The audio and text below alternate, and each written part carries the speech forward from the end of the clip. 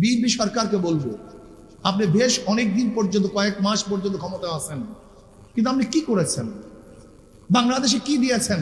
আজকে জীবনের অবস্থা খুবই খারাপ, রাস্তাঘাটের অবস্থা খারাপ, বিদ্যুতের অবস্থা খারাপ, গ্যাসের অবস্থা খারাপ, তৈলের অবস্থা খারাপ, মানুষের জীবনযাত্রার অবস্থা খারাপ।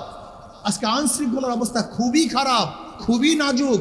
ছিনতাই বেড়ে গেছে, ডাকাতি চুরি বেড়ে গেছে, ধর্ষণ বেড়ে গেছে।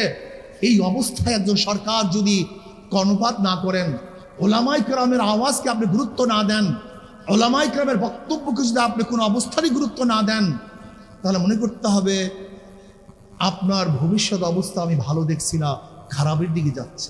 বিএনপি সরকারকে বলবো, আপনি বেশ অনেক দিন পর্যন্ত, কয়েক মাস পর্যন্ত ক্ষমতায় আছেন, কিন্তু আপনি কি করেছেন? বাংলাদেশে কি দিয়েছেন?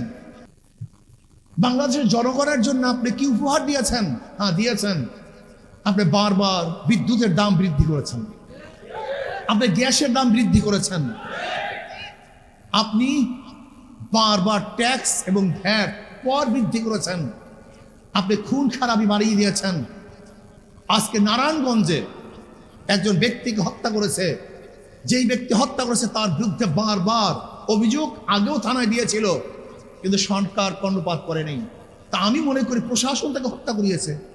যদি খুনিকে আগে থেকে অ্যারেস্ট করতো, তাহলে এই ব্যক্তি খুন হতো না। আজকে মানুষের জানমালের নিরাপত্তা নেই।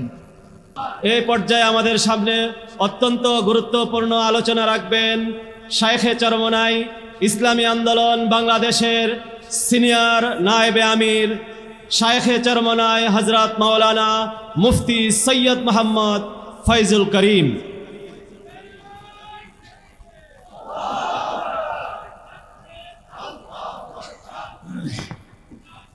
আসসালামু আলাইকুম ওয়া রাহমাতুল্লাহি ওয়া বারাকাতুহু। নাহমাদু ওয়া নুসাল্লি আলা রাসূলিল কারীম, আম্মা বা'দ। আউযু বিল্লাহি মিনাশ শাইতানির রাজীম। বিসমিল্লাহির রাহমানির রাহিম।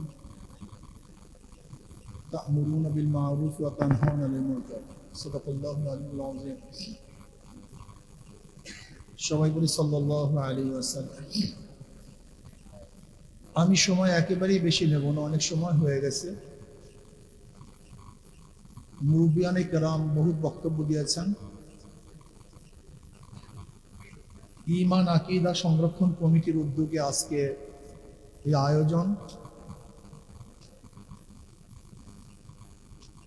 আমাদের বক্তব্য কি, উদ্দেশ্য কি, ইতিমধ্যে আমরা বুঝতে পেরেছি। আমরা বাতিলের মোকাবেলা করব। আহলে দেওবন্দ জন্মলগ্ন থেকে বাতিলের মোকাবেলা করে এসছেন, অদ্যবধি মোকাবেলা করছেন।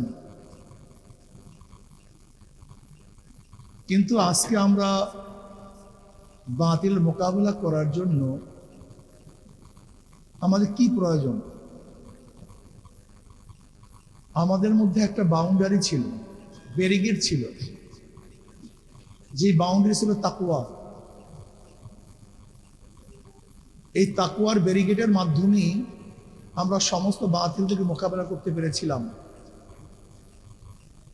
যদি আজকেও আমাদের মধ্যে সেই তাকওয়ার বাউন্ডারি থাকে, তাহলে কোনো বাতিল শক্তি আমাদের মধ্যে ঢুকতে পারবে না। এর জন্য আমি ওলামায়ে দেওবন্দকে বলবো, ওলামায়ে দেওবন্দের ভিত্তি ছিল উসসিস আলা তাকওয়া।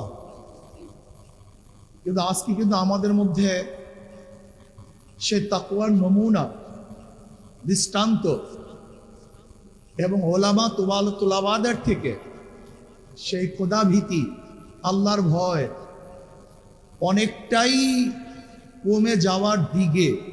আল্লাহ না করুক, যদি এইভাবে কমতে থাকে, তাহলে বাতিল আপনারা দমন করতে পারবেন না, বরং বাতিলরা আপনাদেরকে ধ্বংস করে ফেলবে। এটা হবেই, আজকে হোক কালকে হোক, আপনি নিশ্চিত থাকুন। এর মূল একটা মৌলিক উদাহরণ দেব, মোটা উদাহরণ। গোড়ার দিকে মুসলমানদের সংখ্যা কম ছিল, বিজয়ের সংখ্যা বেশি ছিল। বর্তমানে মুসলমানদের সংখ্যা বেশি, কিন্তু বিজয়ের সংখ্যা খুবই কম। আপনি কিন্তু একদিনও চিন্তা করেছেন, গোড়ার দিকে মুসলমানদের সংখ্যা কম ছিল, বিজয় বেশি ছিল, আজকে মুসলমানদের সংখ্যা অনেক বেশি, কিন্তু বিজয় নাই কেন? আমরা অনেকেই চিন্তা করিনি। ইসলাম গোটা দুনিয়ার মধ্যে শুধু অস্ত্রের মাধ্যমে প্রসারিত হয় নাই, গোটা দুনিয়ার মধ্যে ঈমান ও তাকওয়ার ভিত্তিতে ইসলাম গোটা দুনিয়ার মধ্যে ছড়িয়ে পড়েছে। এর জন্য আমি ওলামা তোলাবাদের অনুরোধ করব, আমি নিজেকে অনুরোধ করব, আমি আমার নিজেকে সম্বোধন করব, আল্লাহ যেন তাকওয়ার উপর মজবুত থাকার তৌফিক দান করেন। নাম্বার 2, বাংলাদেশে হাজারো ফিতনা আছে, এই ফিতনার মোকাবিলা আপনাকে আমাকে করতে হবে। কিন্তু আমি যদি ফিতনার মধ্যে লিপ্ত থাকি, আমি ফিতনার মোকাবিলা করতে পারবো না। কাবুরা মাকতান ইনদাল্লাহি আন তাকুলু মা লা তাফআলুন। আমাদের কথা মানুষ কেন গ্রহণ করছে না? একদিনও চিন্তা করেছেন?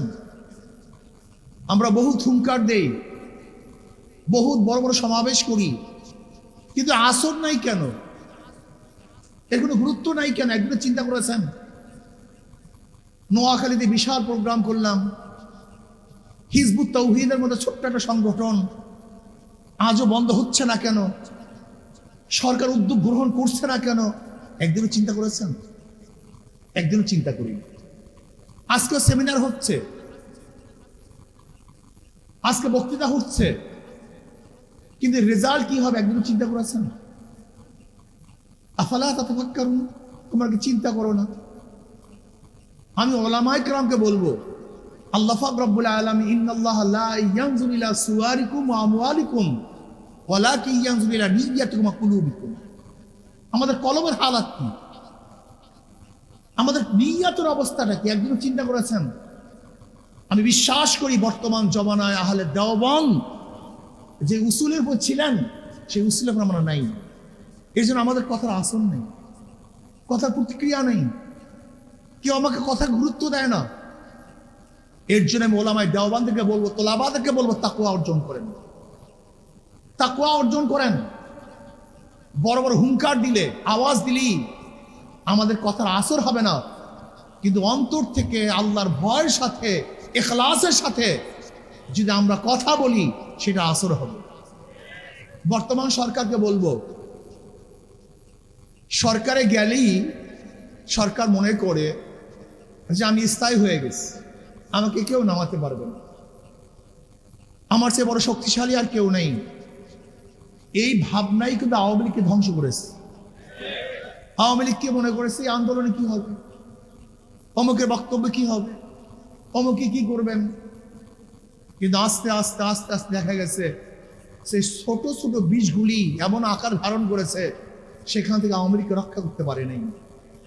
আজকে বিএনপি সরকারকে আমরা বলবো যে আপনি ট্রান্সজেন্ডার বাস্তবায়ন করবেন, সমকামিতা বাস্তবায়ন করবেন, এক মন্দিরের মধ্যে সমকামী বিবাহ হবে, এই বাংলাদেশের সংস্কৃতি নষ্ট করবেন, ইসলাম ও আকীদার যে ব্যাপারগুলি আছে তার বিরুদ্ধে আপনি অবস্থান করবেন, আর বাংলাদেশের তৌহিদে জনতা চুপ থাকবে, নীরব থাকবে।